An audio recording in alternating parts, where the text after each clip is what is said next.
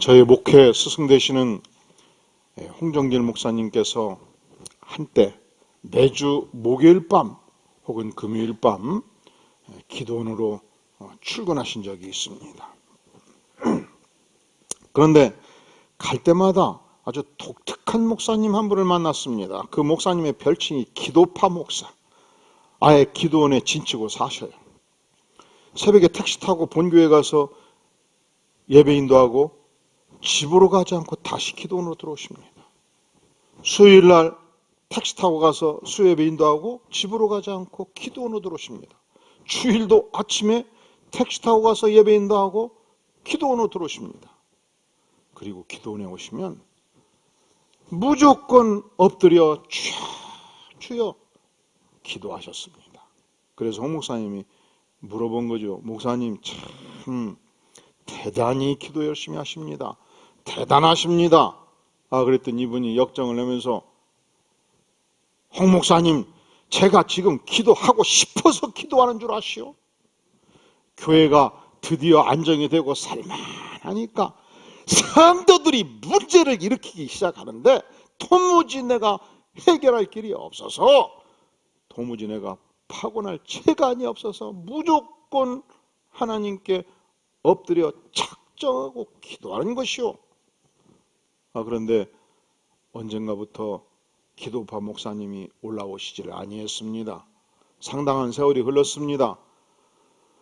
그런데 홍 목사님이 중구에 있는 영락교회 목회자 세미나 강사로 갔다가 강의를 어떻게 앉아 계시는 거예요. 그래서 강의가 끝나고 내려가서 아이고 목사님 요즘은 통 기도를 안 하시네요. 왜 기도원을 안 오십니까? 그랬더니 이분이 하시는 말씀, 하나님께서 나가 보고 싶으면 고통이라는 초대장을 보내가지고 기도하게 만드십니다. 이제는 그 고통이 끝났습니다. 사랑하시는 성도 여러분, 인생에 고통이 있을 때, 고난이 있을 때 오늘 야고보 선생님은 우리에게 뭐라고 말씀합니까? 13절, 너희 중에 고난당하는 자가 있느냐? 그는 무엇할 것이요?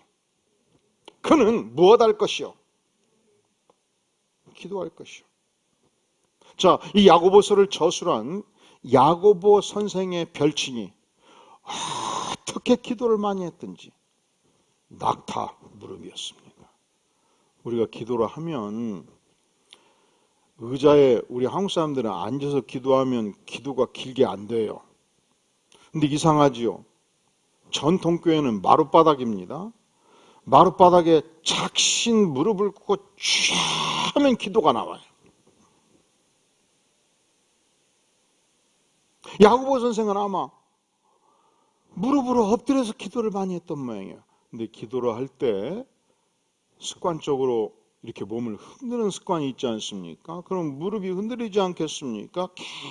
계속 판다듯이 기도를 하니까 이 무릎이 낙타 무릎이 된 것입니다. 마치 오늘 영상에 봤듯이 낙타가 이 거대한 모래 폭풍 속에서 한 발치도 전진할 수 없을 때 무릎으로 엎드려서 하루, 이틀, 3일 견뎌내면서 그 무릎이 딱딱하게 무릎에 살갗이 굳어가듯이 어찌나 기도를 많이 했든지 야고보 선생의 무릎이 낙타 무릎이 되었다는 것입니다. 자, 그렇다면 우리 주님께서는 우리에게 왜 고통이 있을 때, 고난 중에 기도하라 말씀하시는가? 기도하면 도대체 어떤 유익이 있길래 우리에게 기도하라 말씀하실까요?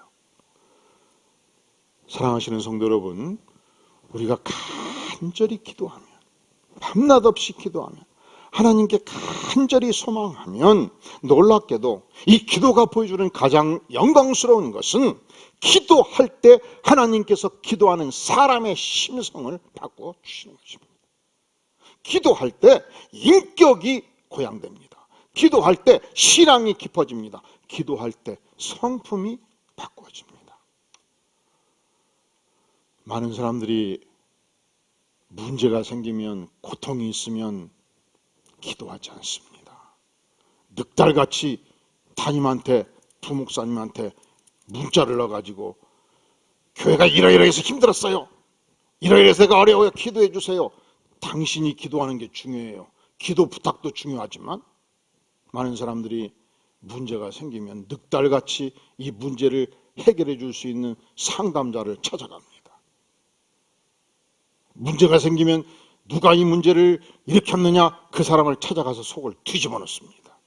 그런데 오늘 야고보 선생은 우리에게 문제가 있을 때, 고통이 있을 때 무엇을 하라고요?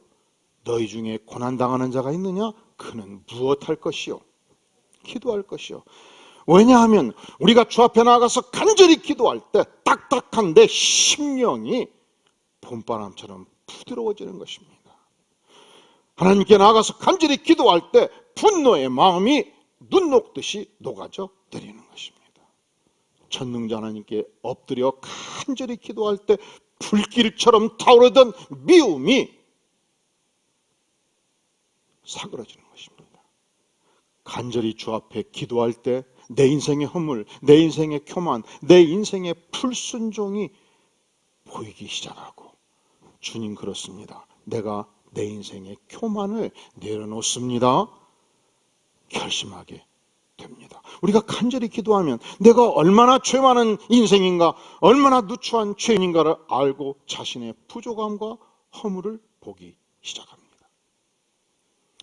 우리가 기도할 때만이 누리는 축복이에요. 기도하지 않으면 인생이 교만합니다. 기도하지 않으면 인생이 기고만장합니다. 기도하지 아니하면 내가 얼마나 위대한 인간인가, 내가 얼마나 머리가 좋은가, 내가 얼마나 아름다운 존재인가, 내가 얼마나 위대한 가문인가, 내가 얼마나 돈을 많이 벌었는가, 내가 얼마나 외치면서 교만을 떱니다. 이것이 인생이에요. 그런데 엎드려 간절히 기도하면 내가 보이잖아요. 내 속이 보이잖아요. 내 허물진 인생의 아픔과 약점을 보면서 하나님을 의지하기 시작합니다.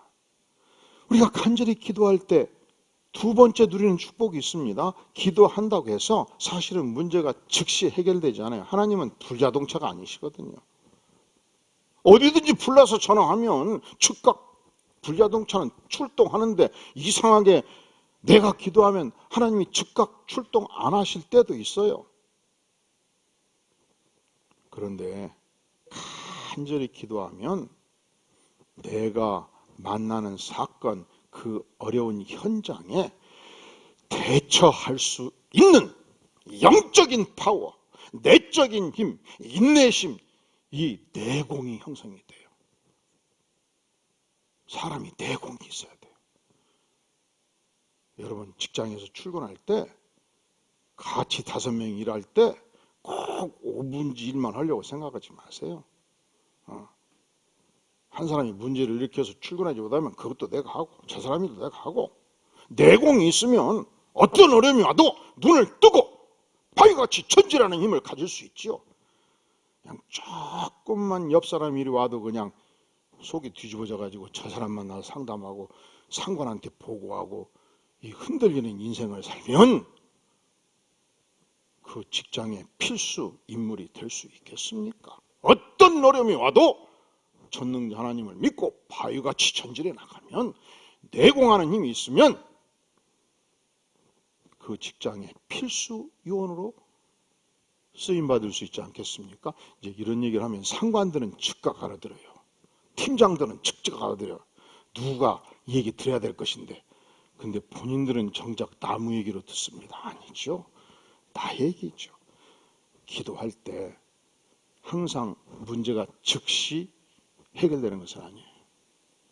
그런데 하나님께서 나에게 그 문제를 대처할 수 있는 내적인 힘, 영적인 파워, 인내심, 내공하는 힘을 공급해 주십니다.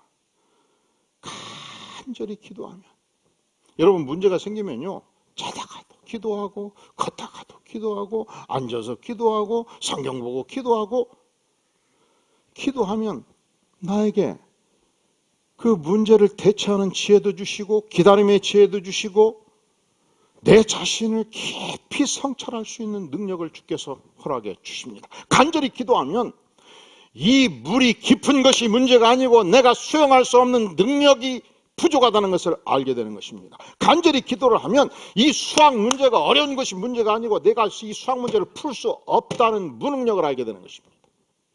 그래서 능력을 함양하게 되는 것입니다.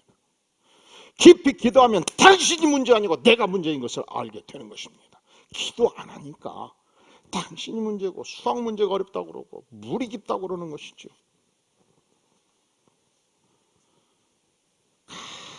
간절히 무시로 기도하면 인생 최대의 유익과 축복을 누리는 거예요.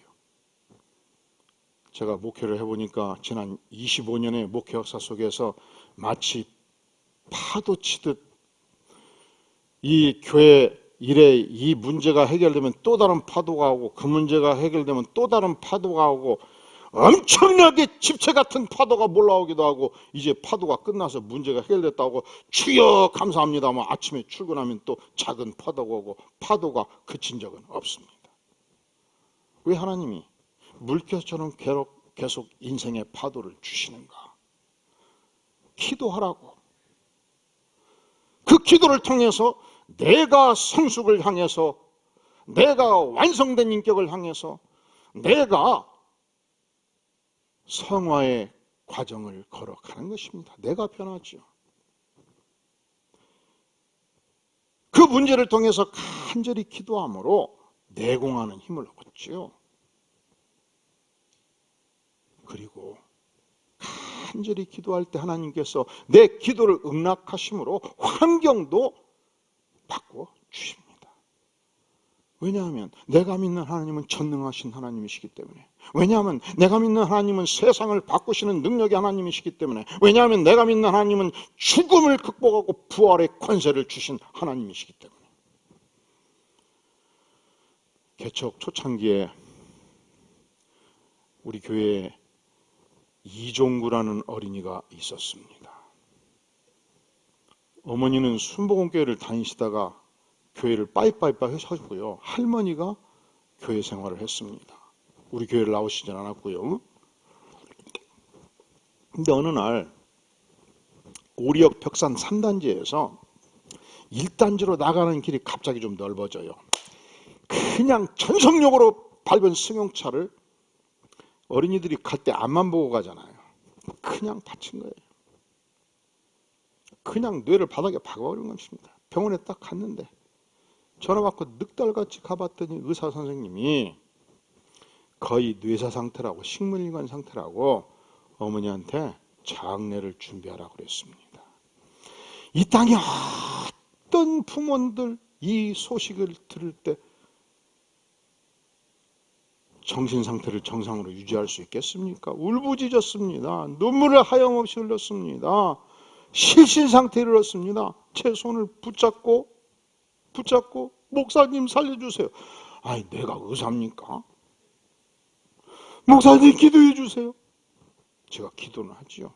근데 정색을 하고 어디서 용기가 났는지 제 눈을 보라고 그랬어요. 그리고 어머님 잘 들으시죠. 제가 기도하지요. 근데 중요한 것은 어머님이 믿고 기도하는 것이 중요합니다. 제가 기도하지요.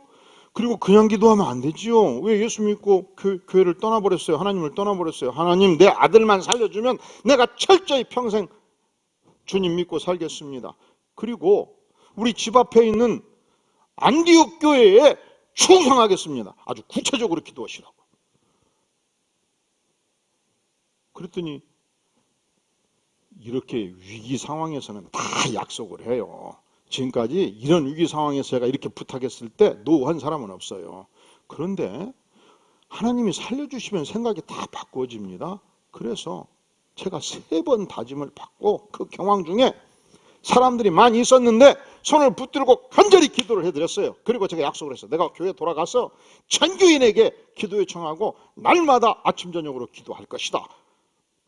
그리고서 교회 와가지고 새벽마다 밤마다 예배 때마다 간절히 부르짖어 기도를 했습니다. 그랬더니 한 성도님이 찾아오셨어요. 목사님 식물 인간 상태고 의사가 장례 준비하라 했으면 끝난 겁니다. 기도한다고 회복되겠습니까? 그리고 결국 세상 뜨면 목사님이 장례 치를 텐데 우리가 전교인이 기도하고 나서 죽었다 그러면 목사님 체면은 뭡니까? 이게 지금 기도하라는 거 이제 적당히 끝내라는 얘기요. 응? 그런데 이 개척교회 목사 때는 막 열불이 나는 거예요. 응? 집사님이 믿는 하나님은 예수님을 죽음에서 부활시킨 하나님이시오. 엘리야 엘리사를 통해서 죽은 자도 살리신 하나님이시오.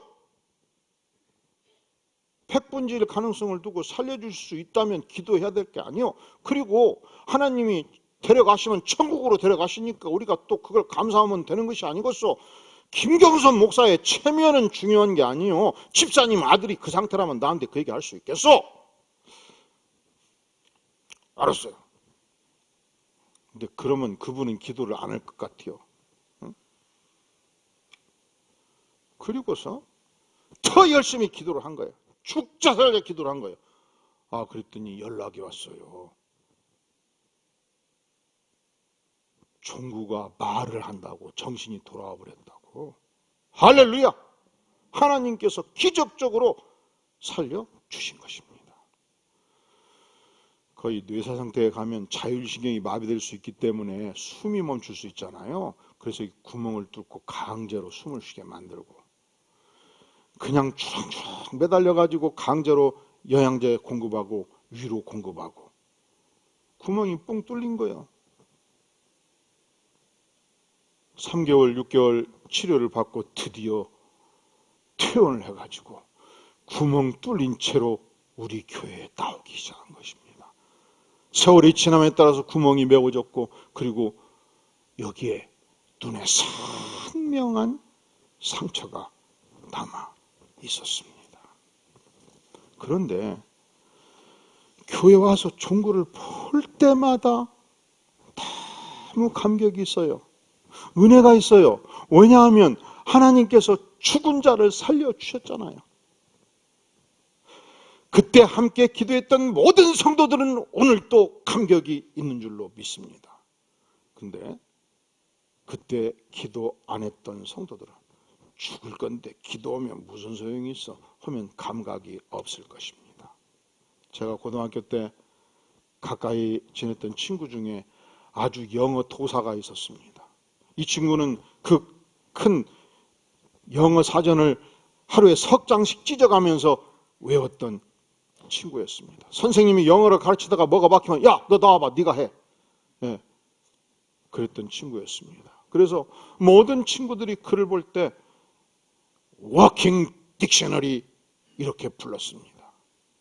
그런데 종구는 워킹 미라클, 살아 움직이는 하나님의 기적이었습니다. 우리가 간절히 기도할 때 세 가지 유익이 있어요. 간절히 기도하면 하나님이 내 인격, 내 신앙, 내 성품을 바꿔주셔요. 인간이 잘 안 변합니다. 이 살살 거짓말하는 사람은 예수 믿어도 살살 거짓말하고요. 살살 속이는 사람은 예수 믿어도 살살 속이고요. 그래요. 좀 문제가 생기면 막 천하를 뒤집는 사람은 예수 믿어도 천하를 뒤집고요.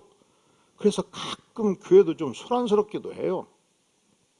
잘 안 변해. 근데 언제 변하느냐? 하나님께 나아가서 낙타 무릎이 될 때까지 간절히 기도할 때 자기를 보고 하나님이 성령으로 나를 바꿔주십니다. 기도하면요, 어떤 문제가 와도 대처할 수 있는 강력한 내적인 힘을 주께서 내 안에 장착시켜 주세요. 제가 이제는 밝힐 수 있습니다.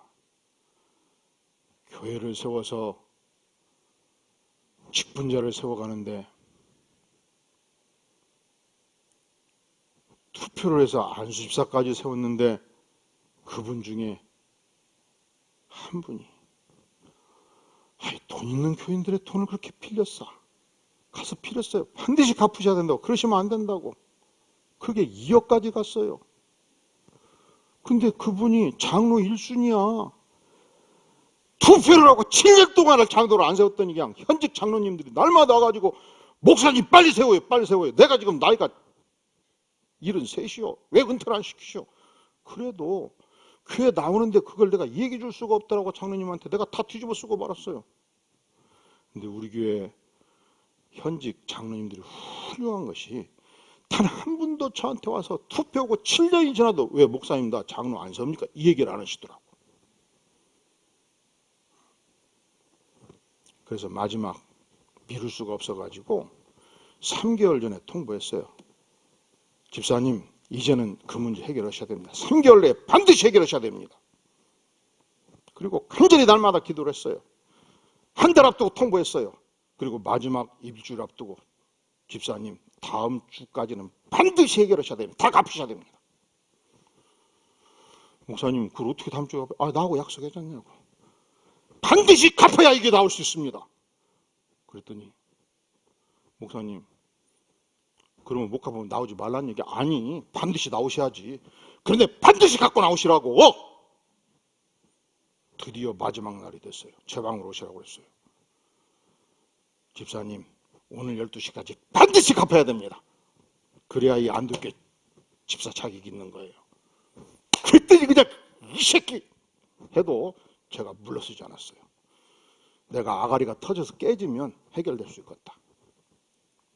근데 날마다 기도하니까 하나님께서 내공을 주시더라고. 내적인 힘을 주시더란 말이죠. 교회가요, 어려워요. 웬만하면 아들 목사 시키지 마세요. 어려워. 이 가슴에 썩어진 그 고통을 여러분들이 알면 깜짝 놀랄 거예요. 그래도 간절히 기도하니까 하나님께서 기도하는 자의 심령에 어떤 고난, 어떤 어려움도 이겨낼 수 있는 내적인 파워를 주께서 주시는 거예요. 여러분, 기도가 굉장한 겁니다. 기도하면 내가 바꿔지잖아요. 기도하면 어떤 태산 같은 어려움이 밀려와도 극복할 수 있는 내적인 힘을 주시잖아요. 그리고 간절히 기도하면 상황도 바꿔버리셔요. 죽은 자도 살리셔요. 태산 같은 고통의 어려움도 쪼개버리셔요. 문제를 해결하시는 전능자 하나님께서 직접 진두지휘하시는 것입니다. 그런데 아무나 기도하면 들어주실까요? 무조건 기도하면 들어주실까요? 그냥 막무가내로 떼쓰면 기도 들어주실까요? 아니죠. 그렇다면 어떻게 기도해야, 누가 기도해야 기도를 응답하시는가? 자, 우리 15절 말씀 한 목소리로 읽겠습니다. 시작. 믿음의 기도는 병든 자를 구원하리니 주께서 그를 일으키시리라. 혹시 죄를 범하였을지라도 사하심을 받으리라.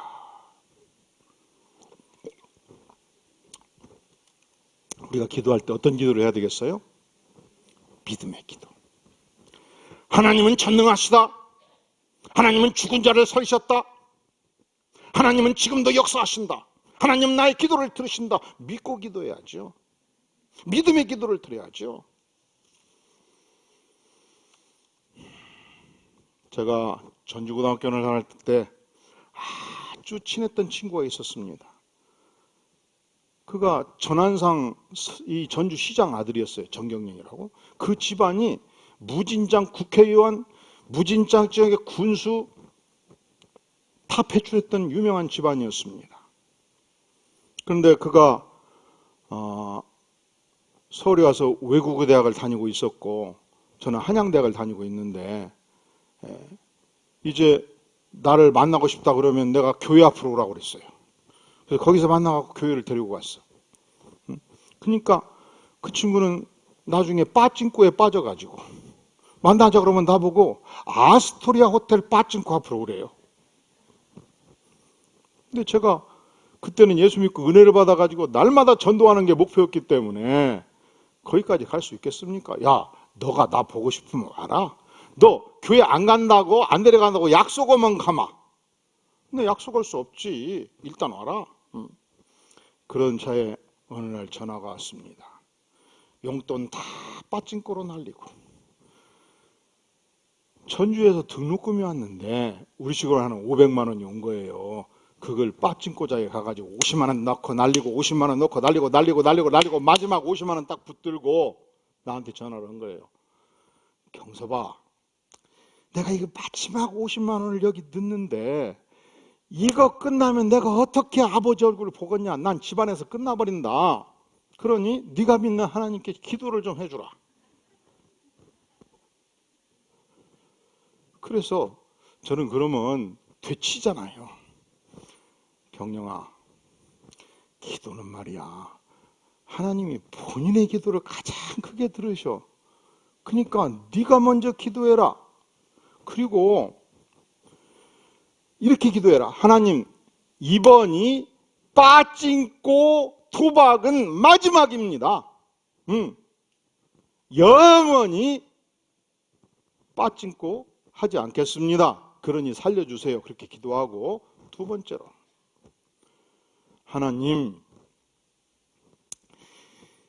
하나님께서 등록금을 벌게 해 주셔도 믿겠고 안 주셔도 믿겠습니다. 그래야 하나님이 감동이 올 거 아니냐. 주시면 믿겠다고 그러면 하나님이 감동이 없어갖고 주시겠냐. 야 경서봐, 아니 주를 달라고 기도를 해야지 주시면 믿겠다고 하는 게 맞는 것이지 안 주셔도 어떻게 믿냐.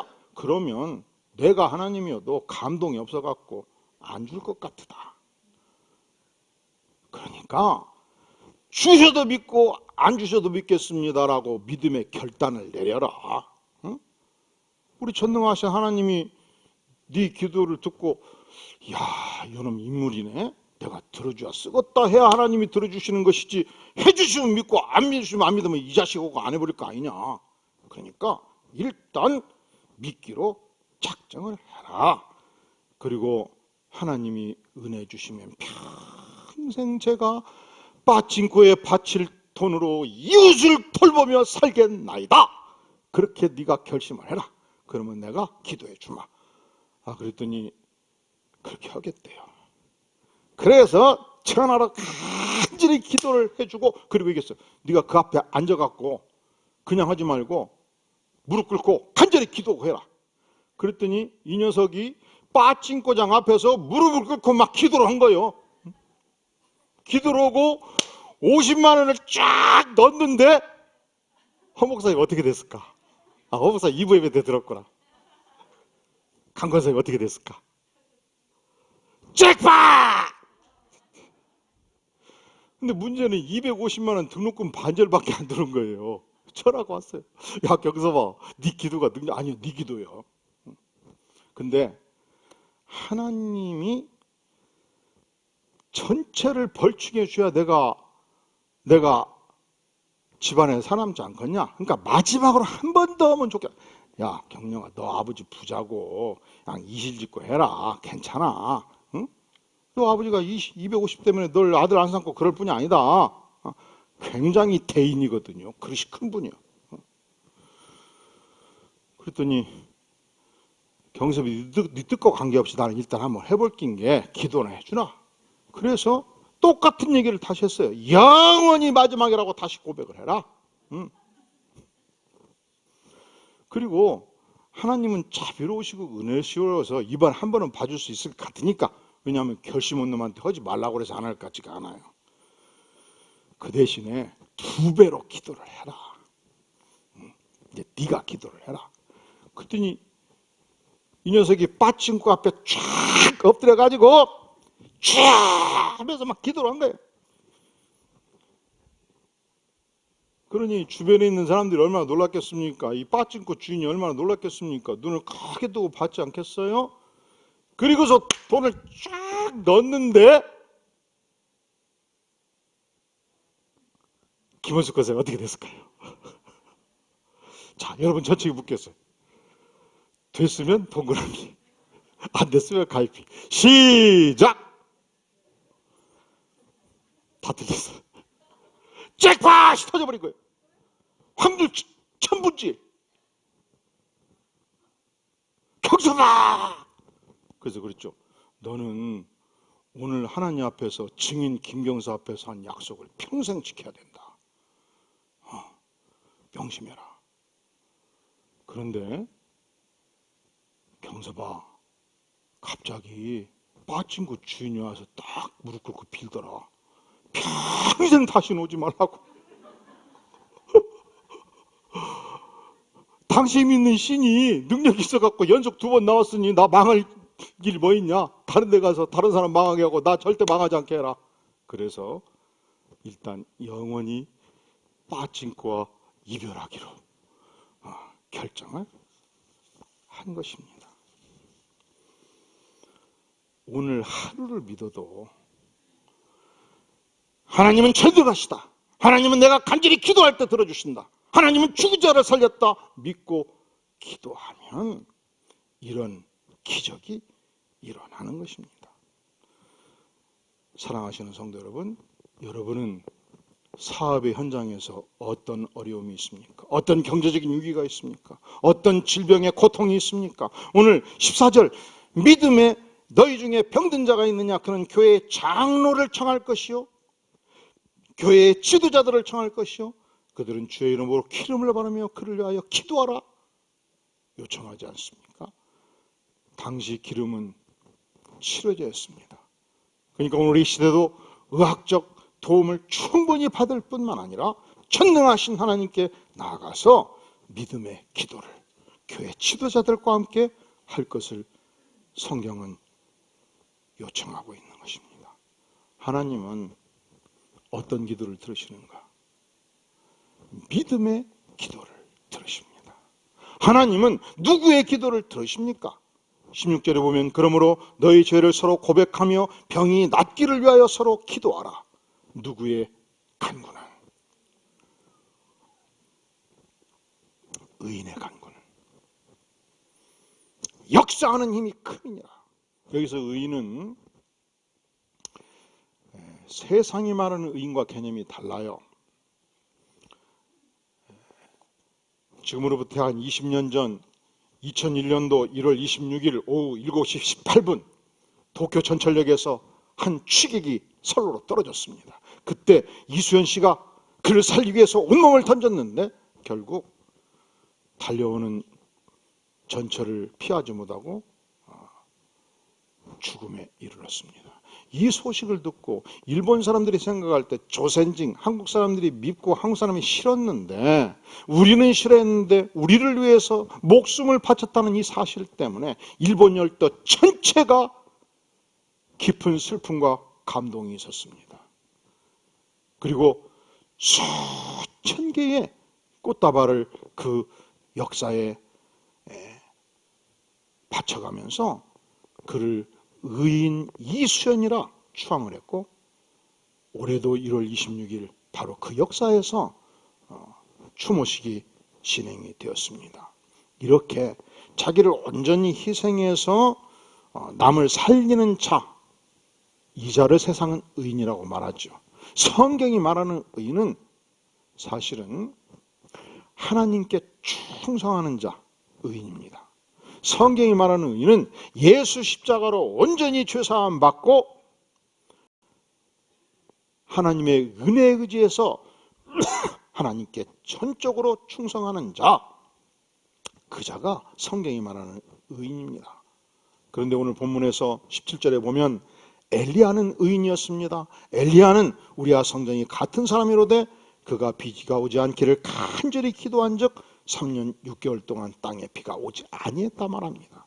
그가 하나님께 부르짖어 기도했습니다. 이 땅에 비를 그쳐주시옵소서. 비가 그쳤습니다. 때가 되었습니다. 그리하여 하나님께 다시 비를 주시옵소서 기도했을 때 하늘이 비를 주셨습니다. 그런데 이와 같이 하나님께 전적으로 충성했던 엘리야가 바로 성경이 말씀하는 의인입니다. 사랑하시는 성도 여러분, 우리가 기도할 때 하나님의 응답이 중요하지요. 근데 하나님은 누구의 기도를 응답하신다고요? 의인의 기도, 믿는 자의 기도를 응답하십니다. 어떻게 응답하신다고요? 나를 변화시킴으로, 나에게 어떤 상황도 뚫고 나갈 수 있는 내적인 힘, 내공을 주심으로, 그리고 때로는 죽은 자를 살리고 상황을 바꿔가심으로 역사하십니다. 이번 봄 열심히 교회 와서 기도하고, 걸으면서 기도하고, 집에서 기도하고, 이 코로나 시대 하나님과 동행하는 기도를 통해서 기적을 체험하는 위대한 백성 될 수 있기를 주의 이름으로 축원합니다. 다 함께 머리 숙여 기도합니다. 영광의 주님, 연약한 저희들입니다. 그러나 믿음으로 기도할 때, 십자가의 복음으로 기도할 때 우리의 기도를 응낙하신다 말씀하셨사오니, 주님, 우리가 날마다 이 코로나 시대에 하나님과 동행하며 기도하는 삶을 살기를 원합니다. 주께서 은혜를 베풀어 주시옵소서. 예수님의 이름으로 간절히 기도하옵나이다.